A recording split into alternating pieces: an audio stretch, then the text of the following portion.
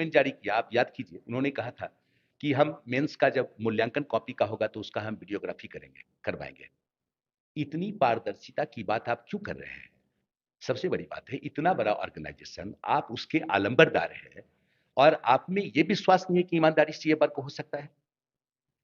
ज़रूरी है मूल्यांकन करने वाले की क्वालिटी कितनी अच्छी है।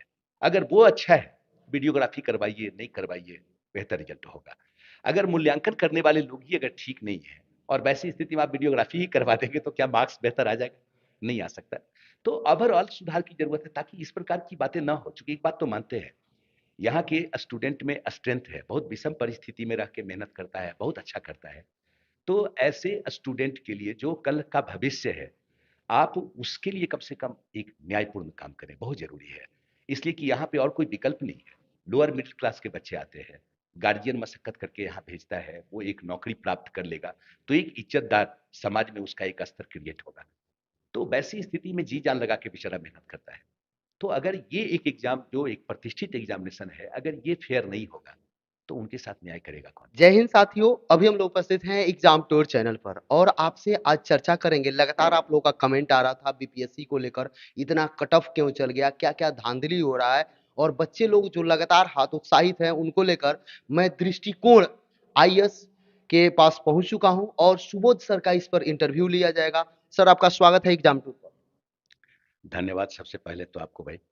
ये 67th बीपीएससी पीटी का जो कट ऑफ है, ये बिल्कुल अप्रत्याशित है, इसमें कोई दो मत नहीं है। पहले कभी ऐसा नहीं रहा। 66 को अगर देखा जाए, तो वहाँ पे कट ऑफ था, 108 कट ऑफ गया था। तो उसके पीछे कहीं न कहीं कुछ और भी रीज़न था, चूँकि क्वेश्चन लीक हो गया था। लेकिन उसके पहले जो भी एग्ज़ामिनेशन हुआ तो 100 से बिलो ही कट ऑफ रहा था। और हम लोगों ने भी जो एक आकलन किया था कट ऑफ का, मोटे तौर पे 100 प्लस माइनस ही कर रहे थे। ये मतलब एकदम सोच से परे था कि इतना कट ऑफ जाए। चूँकि और भी आप एग्ज़ामिनेशन को देखिए, सीडीपीओ का रिज़ल्ट आया और अबाउट 800 समथिंग रिज़ल्ट है, कट ऑफ 105। उसके बाद अकाउंट सर्विसेज़ का रिज़ल्ट आया, उसमें कट ऑफ 100 से बिलो है।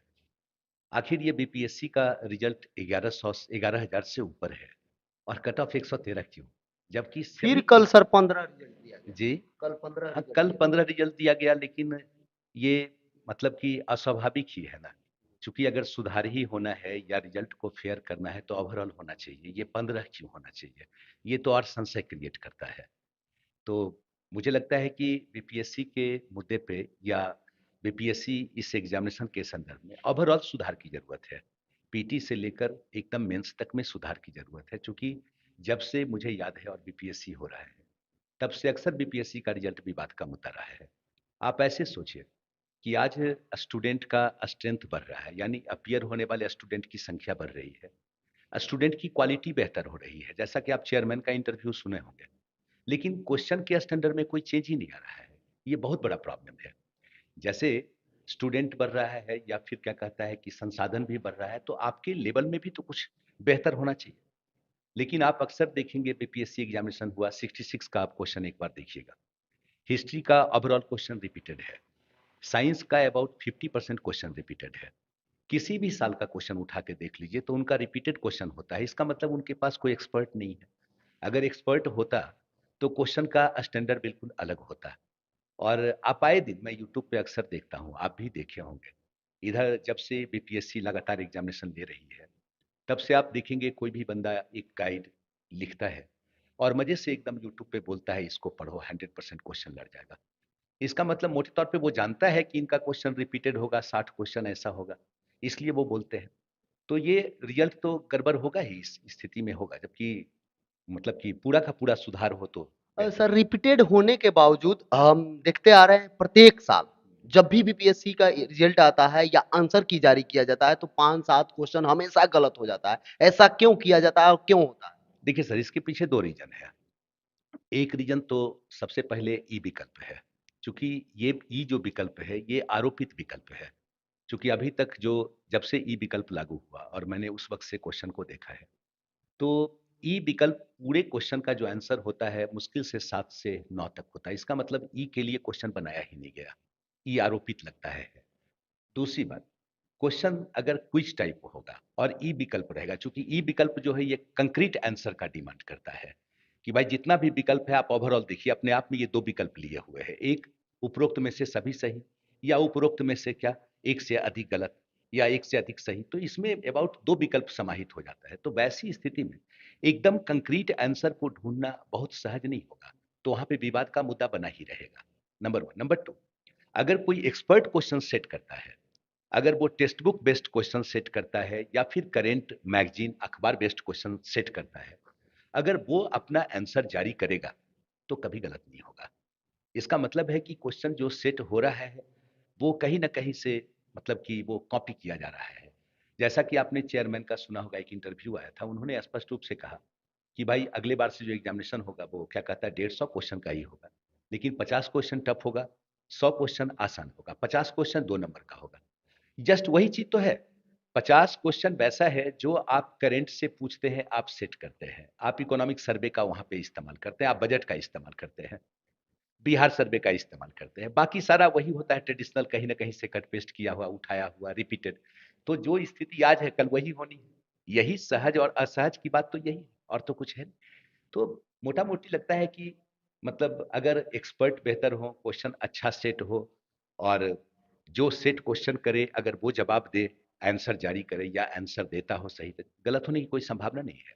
क्योंकि ऐसा तो नहीं है कि साल में 4 बार एग्जाम ले रही है बीपीएससी, ये एक ही एग्जाम हो रहा है, तो एक एग्जामिनेशन के लिए 150 क्वेश्चन सेट करना और वो 100% सही हो, एकदम स्वाभाविक है, होना चाहिए। सर बच्चे लोग का एक डिमांड है कि जो भी होता है हमेशा जो बीपीएससी करती है एक बार आंसर की तो जारी करती नहीं है, 2 बार 3 बार रिवाइज करके आंसर की जारी किया जाता है।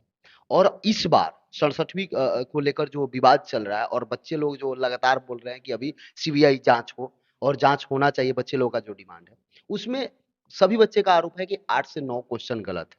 लेकिन कल रात में जो रिजल्ट आया उसमें एक क्वेश्चन पर विचार किया गया। क्या इतना एक्सपर्ट अच्छे नहीं है कि 8 से 9 क्वेश्चन गलत दे दें?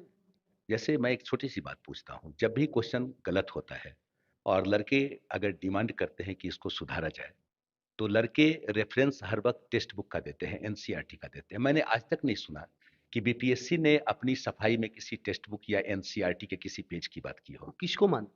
ये मैं नहीं समझ पा रहा हूँ कहाँ से है, बट मुझे लगता है कि कुछ क्वेश्चन मतलब एकदम बिल्कुल जो मार्केट का चलता फिरता किताब है उसमें से क्वेश्चन मिल जाता है, या कुछ ऐसे मैगजीन से मिल जाता है। एक मानक बुक जो होना चाहिए, क्योंकि एक बात तो मानते हैं कि जो लड़के बीपीएससी दे रहे हैं वो आईएएस भी देंगे, वो यूपीपीएससी भी देंगे, और शुरू से ही ये रिकॉर्ड रहा है बिहार का कि सिविल सर्विसेज में भी यहाँ के स्टूडेंट काफी अच्छा करते रहे हैं। अगर बीपीएससी अपने स्टैंडर्ड को मेंटेन करे तो कल बच्चे बीपीएससी देने वाले भी ज्यादा होंगे, आईएएस देने वाले भी ज्यादा होंगे। आपने इधर देखा होगा आईएएस में बिहारी का या यूपी के स्टूडेंट का रिजल्ट काफी घटा है। मुझे लगता है जब से बीपीएससी रेगुलर हुआ है तब से स्टूडेंट उधर आने वाले घट गए हैं। ठीक है, अगर ये अपने स्टैंडर्ड को मेंटेन करे तो फिर सिविल सर्विसेज में बिहार यूपी हिंदी भाषी क्षेत्र के स्टूडेंट अच्छा करेंगे। सर आप बहुत दिनों से पढ़ाते हैं, बच्चे लोगों को गाइड करते हैं। आपके अनुसार सर बीपीएससी में अभी वर्तमान समय में यदि सुधार करने का मौका मिले तो क्या-क्या सुधार करना चाहिए? क्या करना चाहिए सर, एक बात बता रहा हूँ, कुछ नहीं करना चाहिए, एक लाइन की बात है। बीपीएससी ने जो आज तक गलती की है सिर्फ उससे सीख लेके सुधार कर लेने की जरूरत है। आपने सुना होगा चेयरमैन का इंटरव्यू, मैं लगातार सुना हूँ। तो उन्होंने जब रिजल्ट जारी हुआ तो लड़कों ने बोला कि भाई फिर से, उन्होंने अपने खुद कहा कि स्टूडेंट डिमांड कर रहे हैं कि नहीं फिर से रिजल्ट जारी किया जाए। अगर मैं फिर से रिजल्ट जारी करूंगा तो ज्यादा से ज्यादा दो नीचे आएगा। ये दो नीचे क्यों आएगा, सोचने की बात है।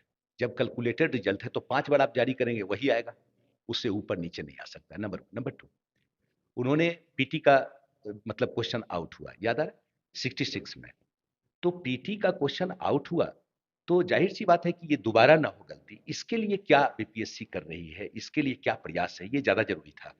लेकिन चेयरमैन सर का जो इंटरव्यू था उन्होंने कहा कि भाई हम मेंस का जो क्वेश्चन है एग्जामिनेशन हॉल में ही प्रिंट करेंगे, लड़कों को देंगे। आखिर क्या बात है, पीटी का क्वेश्चन आउट होता है, मेंस का क्वेश्चन तो आउट हो नहीं रहा है, आप ये दूसरी जगह पे एनर्जी क्यों लगा रहे हैं। ठीक है। तीसरी बात, एक और वो बोल रहे हैं कि 50 क्वेश्चन टफ होगा, 100 क्वेश्चन इजी होगा। किस पे दया कर रहे हैं, क्या बिहार का स्टूडेंट दया का पात्र है? बिहार के स्टूडेंट में स्ट्रेंथ है, ये तो रिजल्ट ही दिखा दिया कि ग्रुप डी का स्टूडेंट बीपीएससी में 113 प्लस भी किया है। ठीक है।